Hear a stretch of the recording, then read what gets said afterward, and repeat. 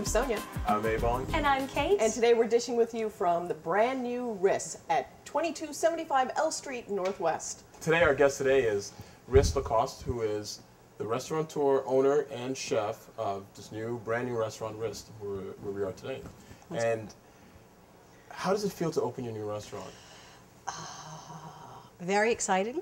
Well, that's good. Yeah, very, I want to say scary, but that's okay. I don't know if I can say that on TV. Sure you so can. I shouldn't Sure say you that. You can. No, it's absolutely wonderful. I have been waiting for this day for so long, and I'm a schoolgirl giggling every day. And I know I shouldn't be, because there's so much to do, and it's a very, very, very intense, very anxious time right now. But it's really, really exciting. This is what I was put on this earth to do, and I cannot wait till the doors open. It's all that fun work. What's your main influence behind the restaurant? I've touched every detail of this restaurant, so it's hard to say. I haven't even gotten into the kitchen yet, so I can't wait for that to happen because that is what I do. I know, it hasn't even opened yet. I mean, You know. everything here is just, actually, they're still setting up, and Right. so, I mean, it's love the decor. But when people will watch it, they can actually, today is the day that you can come here for dinner. So when you say that you haven't even gotten into the kitchen, does that mean you don't really even have a menu prepared at this point? Oh, or? the menu is prepared, of course, this is today, so Right. we're filming this before we open, so Right, sorry about right.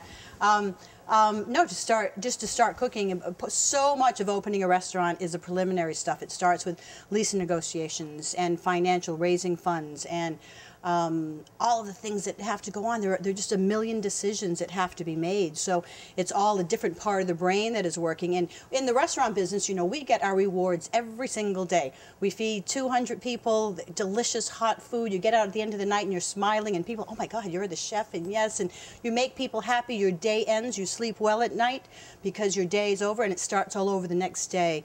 Doing something, a project of this, length, I've never done, I haven't done before. So it's you find yourself with no rewards. That you get small rewards and small decisions are made, big decisions are made, but it's just a long stretch of time. So I can't wait to get back in the kitchen and making people happy again and getting those rewards and getting rewarded every day just by a beautiful dish. I mean, look at that lamb shank and look how good it smells and how gorgeous is it, and I just can't wait. You made me want it right now. I know, I want it right now. I don't know why you say that you shouldn't be giggling like a schoolgirl, because you absolutely should. This is an incredible endeavor. But I have to say, I have been a fan of yours for a long time. The first time I ever tasted your food was at 1789. There, I think you became one of the celebrity chefs in Washington, D.C., definitely. And since then, everyone has been talking about you opening this place.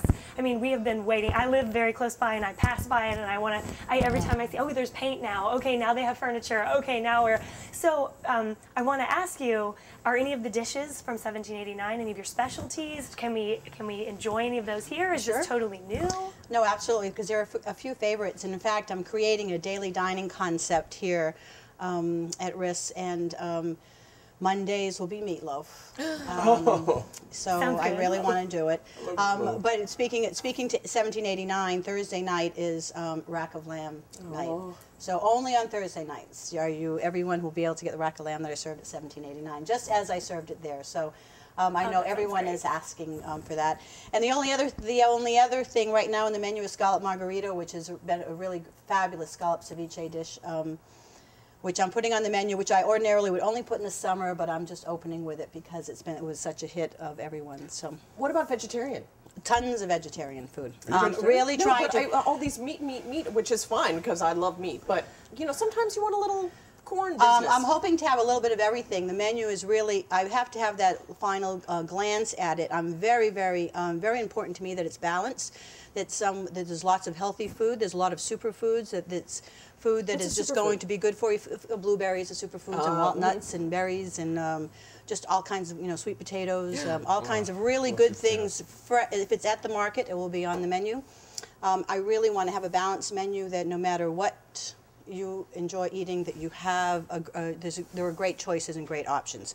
So there's going to be rack of lamb, and there's going to be lamb shanks, and there's going to be great steak, but there's going to be fabulous salads and wonderful great seafood dishes from New England and all over. I mean, just very international concept. And how much of that shopping is going to be done locally? How much of that market Well, shopping? we are going into winter season, so there's not a lot of local things happening, but everything that is at the market today, right now, will be on the menu. So, and then as spring comes in and as the seasons roll in, and we get into the heart of summer, it will just be on fire with great fresh, seasonal produce, as well as fish. I mean, fish is seasonal too, seafood is seasonal, and all of that. So I'll definitely follow the seasons. Now, speaking of location, and let's get really hyper local here for a second.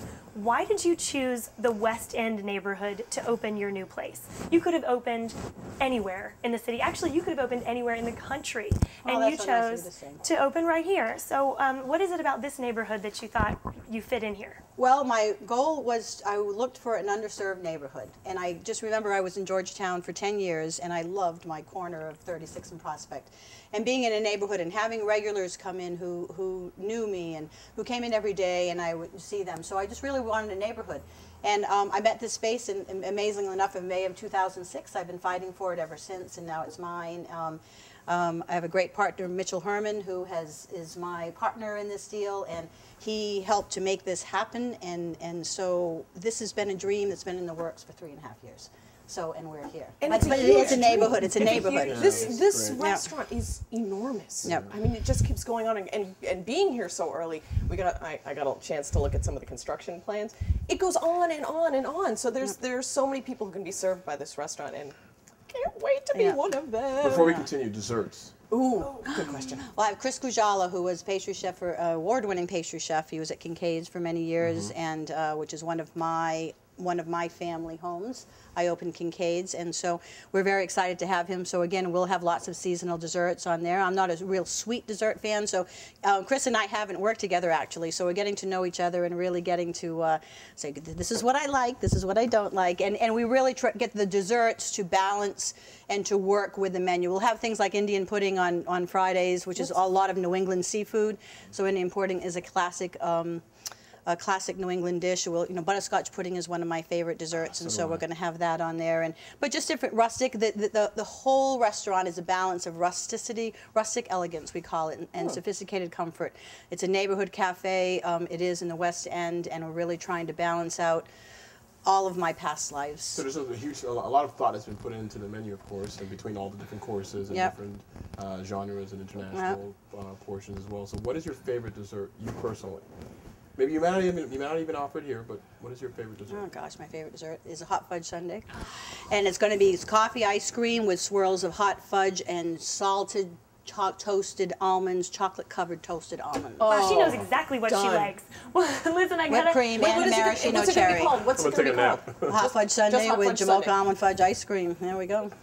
Our last question that we have time for, we really have to ask you, because DC is becoming a destination of all kinds of culture, but definitely a restaurant destination, and we want to hear your thoughts on where this is going.